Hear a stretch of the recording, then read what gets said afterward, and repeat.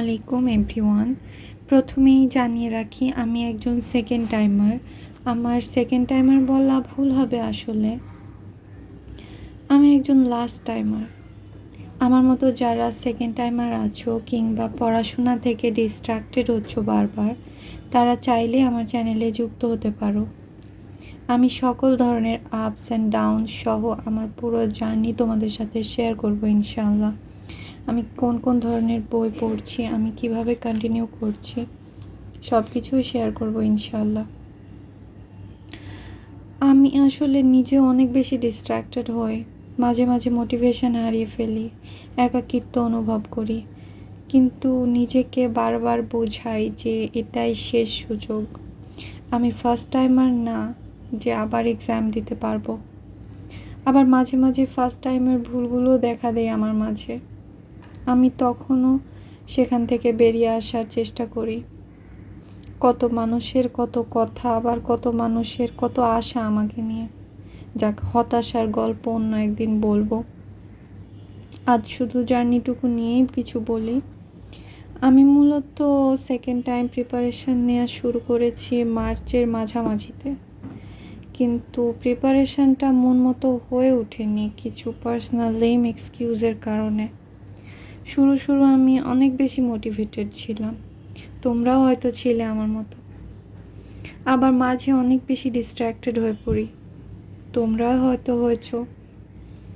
কিন্তু এখনও যদি ওইভাবে চলতে থাকি, তাহলে আবারও খারাপ কিছু হবে, যেটা আমি কখনোই মেনে নিতে চাইবো না। তাই আমি আবারও ধীরে ধীরে ট্র্যাকে ফিরছি।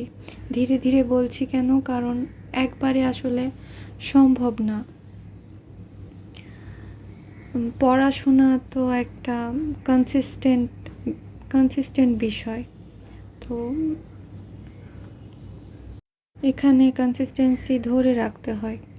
আমি বারবার যেহেতু ডিস্ট্র্যাক্টেড হয়ে পড়ি, তো আমি এটা চিন্তা করি এখন যে খুব একটা বেশি সময় আসলে নেই। সেটা সবাই জানো।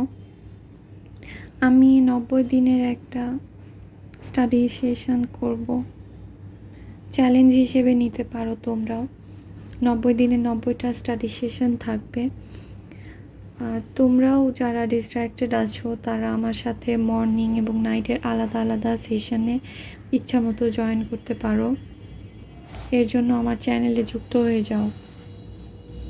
শেষে এটাই বলবো, আমরা কোনো নর্মাল মানুষ না, আমরা সেকেন্ড টাইম মেডিকেল অ্যাসপিরেন্ট।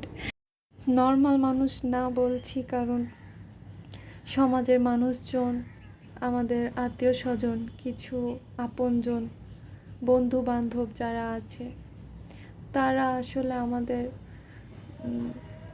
তাদের মতো ভাবে না, আলাদাভাবে, আলাদা চোখে দেখে।